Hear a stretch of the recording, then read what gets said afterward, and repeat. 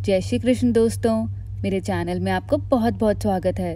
आज की कहानी का हमारा शीर्षक है माता पिता की सेविंग्स पर अधिकार। तो चलिए आइए हम अपनी कहानी की शुरुआत करते हैं। रोशनी अपने मायके आई हुई थी। अपने कमरे में वो गुमसुम सी बैठी हुई थी। उसे अभी भी यकीन नहीं हो रहा था कि उसके साथ यह सब हो रहा है। माँ 2-3 बार कमरे में आकर पूछ भी चुकी थी, पर रोशनी हर बार बात को टाल देती। सुबह से उसने कुछ खाया पिया भी नहीं था। आखिर माँ से रहा नहीं गया। एक तो बेटी सुबह से भूखी बैठी है, ऊपर से इतने सालों में पहली बार अपने दोनों बच्चों को ससुराल अकेला छोड़ कर के आई है। कुछ तो बात ज़रूर होगी, इसलिए वो उसके पास आकर बैठ गई। 5 मिनट तक बिना कुछ बोले उसके सिर को सहलाती रही। फिर आखिर रोशनी टूट ही गई और फूट फूट कर रोने लगी। मेरी क्या गलती है माँ? मेरे साथ ये सब क्यों हो रहा है? आखिर तू मुझे कुछ बताएगी भी कि क्या बात है? विनीत ने कुछ कहा क्या, या तेरे ससुराल में कोई बात हुई है? बात को मन में रखेगी तो परेशान ही होगी, इसलिए मुझे साफ साफ बता कि बेटा आखिर बात क्या है। कुछ देर तक रो लेने के बाद रोशनी ने बोलना शुरू किया। माँ, विनीत और मेरे ससुराल वालों ने मुझे घर से निकाल दिया है। क्या? लेकिन क्यों? माँ, दरअसल वो, हाँ मुझे बता तो सही, क्या बात है? याद है माँ, पापा ने मेरी शादी से पहले मेरे नाम से कुछ इन्वेस्टमेंट किए थे।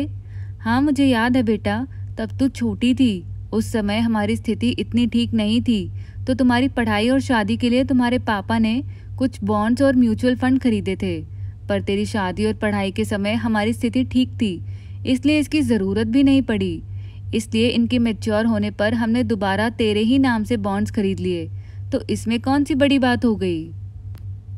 याद है अभी 4 महीने पहले आपने मुझे बुलाया था, क्योंकि ये बॉन्ड्स मैच्योर हो गए थे, तो आपको मेरे दस्तखत की ज़रूरत थी, जिससे आप लोग पैसे निकलवा सको।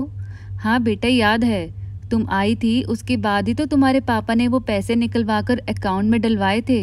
यहाँ तक कि तुझे भी कहा था कि तुझे भी कुछ चाहिए तो ले जा, पर तूने मना कर दिया। और अभी 1 महीने पहले तुम्हारे पापा की जो बाईपास सर्जरी हुई थी, वह उन्हीं पैसों से तो हुई है। सही कहा माँ, लेकिन मेरे ससुराल वालों का कहना है कि उन पैसों पर सिर्फ मेरा अधिकार था। आप लोगों ने वो पैसे अपने पर खर्च कर दिए। अब तो विनीत भी उनकी बातों में आ चुके हैं। क्या बकवास कर रहे हैं वो लोग? आखिर तेरे नाम से सेविंग्स तो हम ही कर रहे थे ना। मैंने बहुत समझाया माँ, लेकिन वो लोग मानने को तैयार ही नहीं हैं। कहते हैं कि वह तेरा पैसा था और तेरे माँ बाप ने अपने ऊपर खर्च कर लिया। जब मैं यहाँ दस्तखत करने आई थी, तब भी उन लोगों ने कहा था, पर मैंने उन्हें जवाब दे दिया था कि पैसे तो मेरे पापा ही जमा करा रहे थे ना। उस समय तो उन्होंने कुछ नहीं कहा, पर जब से पापा की बाईपास सर्जरी हुई है, तब से तो सबके बोल ही बदल गए हैं। यहाँ तक कि विनीत भी अपने माँ बाप की हाँ में हाँ मिलाता है। कहता है कि अगर माँ बाप अपने बच्चों के नाम से सेविंग्स करते हैं, तो उस पर हक बच्चे का ही होता है, माँ बाप का नहीं। अपनी माँ को चुप देखकर रोशनी ने बोलना निरंतर जारी रखा। पहले तो सिर्फ कभी कभी टोकते ही थे माँ, अब तो हर रोज का हो गया है। यहाँ तक कि अब तो मुझसे यह तक कहा जा रहा है कि तुम वो पैसे लेकर ही घर आओगी, नहीं तो घर में घुसने की ज़रूरत नहीं। एक ही घर में रहकर मुझे मेरे बच्चों से भी मिलने से रोकते थे, इसलिए उन लोगों ने मुझे घर से निकाल दिया। यहाँ तक कि मेरे दोनों बच्चों को भी अपने पास ही रख लिया। तुम इतना कुछ बर्दाश्त कर रही हो और तुमने हमें बताया भी नहीं। माँ, आप दोनों अकेले रहते हो, मुझे लगा कि क्यों आपको परेशान करूँ। मैंने अपने स्तर पर पूरी कोशिश करके देख ली, पर वो लोग हैं कि कहते हैं कि बेटी बराबर की हिस्सेदार होती है। तुम तो इकलौती बेटी हो और वो लोग तुम्हारे पैसे ही खा गए। पता है, इसलिए उन लोगों ने मुझे पापा की बाईपास सर्जरी के समय यहाँ रुकने नहीं दिया था। पता नहीं क्या फितूर सवार हो गया है उन लोगों पर। बेटा, इस फितूर का नाम लालच है। जब किसी पर सवार होता है तो अच्छे अच्छों के घर तोड़ देता है। तुम फिक्र मत करो, हम देखते हैं कि हम क्या कर सकते हैं। पर अब क्या ही होगा माँ, मुझे तो कुछ समझ भी नहीं आ रहा। पापा की 1 महीने पहले ही सर्जरी हुई है, उनसे क्या कहेंगे?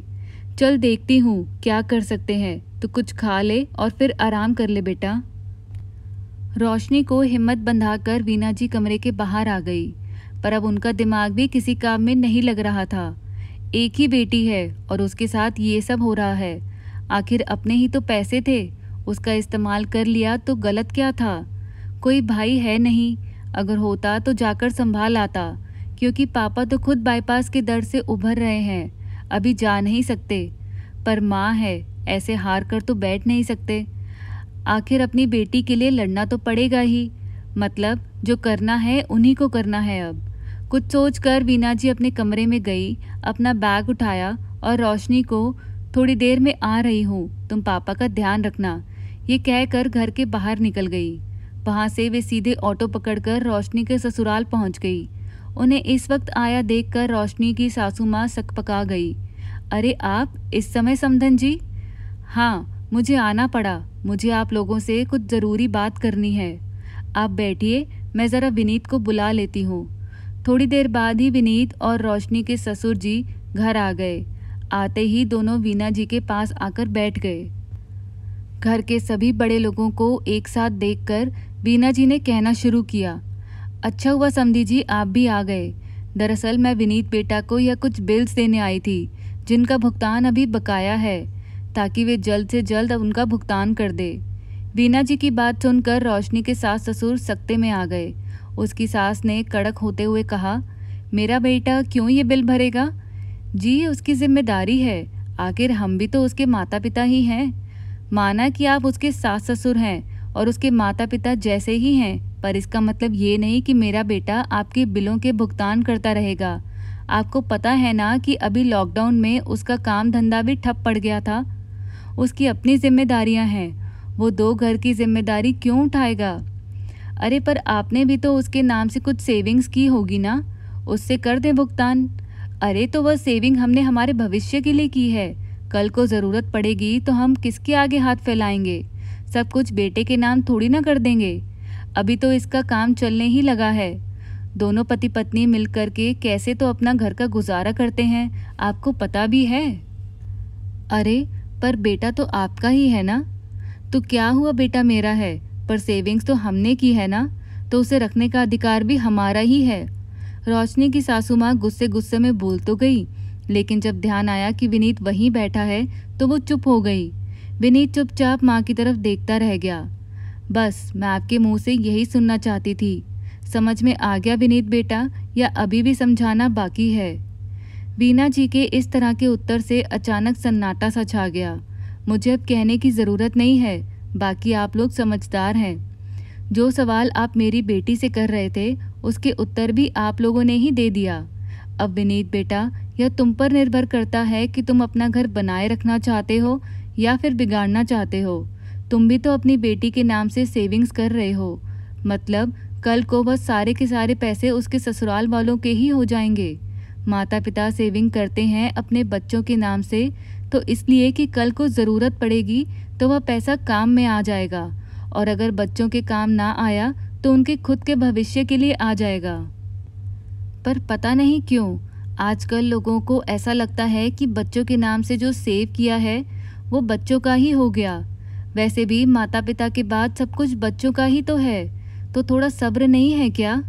माफ़ कीजिए मम्मी जी, मेरी ही गलती थी जो मैं अपने माँ बाप की बातों में आकर अपना ही घर तोड़ने चला था।